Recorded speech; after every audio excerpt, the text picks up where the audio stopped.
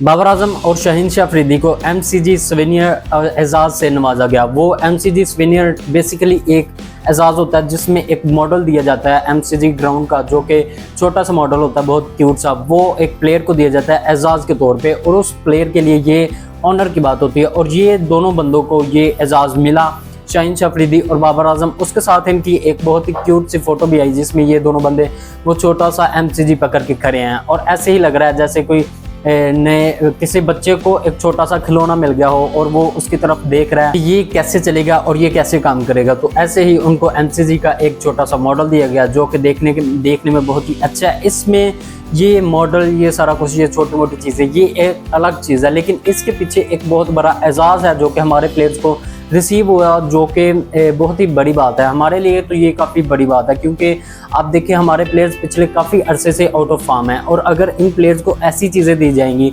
जैसे कुछ दिन पहले बाबर आजम का बैट एमसीजी रूम में, लॉन्ग रूम में रखा गया, और बहुत बड़े बड़े प्लेयर्स के बैट के दरमियान वो बैट रखा गया, जिसमें ब्रायन लारा और उसके अलावा और भी बहुत बड़े बड़े लेजेंड्स थे, उनका बैट उधर पड़ा हुआ है। और वहाँ पे बाबर आजम का बैट रखा गया जो कि बाबर आजम ने 2022 के वर्ल्ड कप में यूज़ किया था, और उस बैट की उस जगह पे जगह बनना बहुत ही एक एजाज़ की बात है बाबर आजम के लिए, स्पेशली उस टाइम पे जब प्लेयर्स आउट ऑफ फॉर्म चल रहे हैं। अब हमारी टीम में आप देखें कोई यूनिटी नहीं थी रही। 2023 वाला वर्ल्ड कप देख लें, 2024 वाला वर्ल्ड कप देख लें, हमारी टीम बिल्कुल बिखरी हुई थी और सारे player he out of form थे, स्पेशली बाबर आजम और शहीनशाह अफरीदी। और इस टाइम पे जब प्लेयर्स को ऐसे एजाज़ मिलते हैं, जब उनको ऐसा कोई ना कोई ऑनर वाली चीज़ दी जाती है, कोई अवार्ड दिया जाता है, या उनका किसी बड़े प्लेयर्स के साथ कंपैरिजन किया जाता है, तो वो उस प्लेयर्स के लिए एक बूस्टअप के तौर पे काम करता है। उन प्लेयर्स को इस चीज़ से एक कॉन्फिडेंस मिलता है और वो दोबारा से रिदम में आ जाते हैं।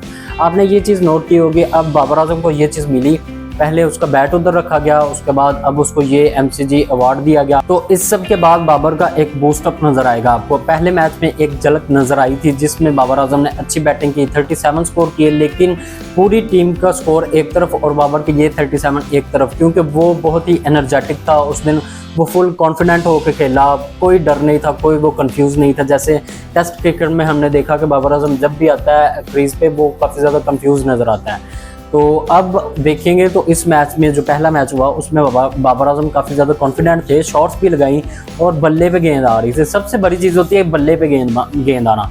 आप स्कोर कर रहे हैं, नहीं कर रहे, आप बड़ा स्कोर कर रहे हैं, आप सेंचुरी नहीं कर पा रहे, 50 नहीं कर पा रहे, वो एक अलग चीज़ होती है। एक जो मेन चीज़ हमें चाहिए होती है वो ये है कि बल्ले पे गेंद आ रही है, बैट्समैन के मिडल कर पा रहा है, वो एक अलग ही चीज़ होती है। एक अलग कॉन्फिडेंस हो बैटर में, तो तब वो गेंद को मिडल कर पाता है। रिकी पॉन्टिंग ने भी इसको एक मशवरा दिया कि आपको चाहिए कि आप विराट कोहली की तरह रेस्ट करें। जैसे उसके ऊपर भी बुरा पैच आया था, उसने रेस्ट किया, वो अपनी फैमिली को टाइम दिया, वो क्रिकेट से बिल्कुल दूर हो गया। उसके बाद वो बंदा उसको दोबारा से रिहैब कर पाया था, वो दोबारा से अपनी फॉर्म में वापस आ गया था। तो आपको भी चाहिए कि आप बेसिकली साउथ अफ्रीका की जो आपके साथ सीरीज़ है जिसमें आप 20 भी खेलेंगे, ओडीआई भी खेलेंगे, टेस्ट भी खेलेंगे, आपको चाहिए कि उसमें आप रेस्ट कर लें, क्रिकेट से बिल्कुल दूर रहें, आप फिर से फॉर्म में वापस आ जाए। दूसरा बात करते हैं शहीनशाह अफरीदी की, तो वो भी काफ़ी अर्से से आउट ऑफ फॉर्म थे, अब उनको ये भी एजाज़ दिया गया है, तो उसके साथ उनका भी काफ़ी ज़्यादा कॉन्फिडेंस हाई होगा। और आपने पहले मैच में देखा होगा कि उस बंदे का भी रिदम वापस आ रहा है। वैसे भी पाकिस्तानी बॉलर्स को रिदम में वापस आने के लिए एक बहुत ही मेन चीज़ ज़रूरी है, वो है पिच जो कि बॉलर्स को सपोर्ट करती हो।